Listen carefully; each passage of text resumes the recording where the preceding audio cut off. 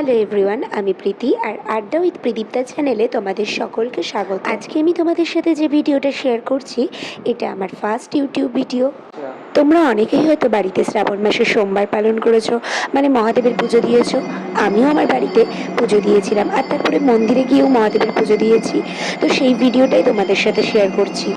ভাবলাম মহাদেবের পুজোর ভিডিওটা দিয়ে তোমাদের সাথে ফার্স্ট ইউটিউব ভিডিওটা শেয়ার করি। এর আগে অবশ্য আমি অনেক শর্টসে আপলোড করেছি, আশা করি ভিডিওটা দেখলে তোমাদের ভালো লাগবে। তো ভিডিওটা শেষ পর্যন্ত দেখার জন্য অনুরোধ রইল। এখানে তোমরা শিবের যে মূর্তিটা দেখতে পাচ্ছ, এটা পায়রাডাঙ্গার মুকুন্দনগরের শিব মন্দির। এখানে আমরা প্রায়ই যাই। তো সেদিনও সন্ধ্যাবেলায় গেছিলাম আর তখন সন্ধ্যা আরতি হচ্ছিল। দেখো তোমরা মন্দিরটা কত সুন্দর দেখতে। যাই হোক, এবার আসা যাক মূল ভিডিওর প্রসঙ্গে।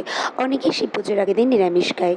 আমি এই গোবিন্দভোগ চালের ভাতটা ফুটিয়ে আগের দিন খেয়েছিলাম। এটাকে নাকি সংযম বলে থাকে অনেকে। তারপরের দিন সকাল সকাল ঘুম থেকে উঠে প্রথমে স্নান সেরে নিয়ে বাড়ির ঠাকুরকে ভালোভাবে পুজো দিয়ে তারপর গিয়েছিলাম একটু মন্দিরে। তাই মন্দিরে যাবার জন্য একটা পুজোর থালা ভালো করে সাজিয়ে নিলাম। ফুল, বেলপাতা, ফল, মানে যা যা লাগে শিব পুজোয় আর কি। এবারে পুজোর থালা ভালোভাবে সাজিয়ে নিয়ে নিজেও একটু রেডি হয়ে গেলাম মন্দিরে পুজো দিতে যাবার জন্য। আমার পুজোর দিন পায়ে আলতা পরতে বেশ ভালোই লাগে, তাই তাড়াতাড়ি করে একটু আলতাও পরে নিলাম। আচ্ছা, তোমরা কে কে আমার মতো আলতা পরতে ভালোবাসো অবশ্যই সেটা কমেন্টে জানিও। আমাদের বাড়ি থেকে কিছুটা দূরেই একটা শিব ঠাকুরের মন্দির আছে, তো আমি মামনির সাথে সেই মন্দিরেই পুজো দিতে গিয়েছিলাম। তারপর মন্দিরে গিয়ে দেখলাম খুব একটা ভিড় নেই, তাই নিজের মতো করে মন দিয়ে মহাদেবের পুজো দিলাম। প্রথমে ঘি, মধু আর দই দিয়ে, চন্দন দিয়ে ভালোভাবে মাখিয়ে তারপর দুধ, গঙ্গা জল দিয়ে বাবাকে স্নান করালাম। এই মন্দিরে 3টে শিব ঠাকুর ছিল। প্রত্যেক ঠাকুরকেই এই একইভাবে পুজো দিয়ে দিলাম। তারপর একে একে ঠাকুরের সমস্ত পছন্দের জিনিস, মানে আকন্দের মালা, ধুতরোর ফুল, বেলপাতা, ধুতরো ফল, পৈতে আরও নানান রকম জিনিস দিয়ে ঠাকুরকে পুজো দিলাম।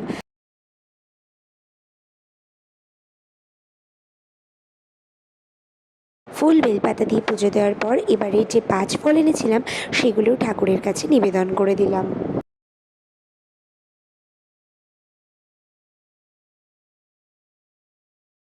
ফল, মিষ্টি নিবেদন করার পর ঠাকুরকে ধূপ, মোমবাতি দিয়ে আরতি করে নিলাম।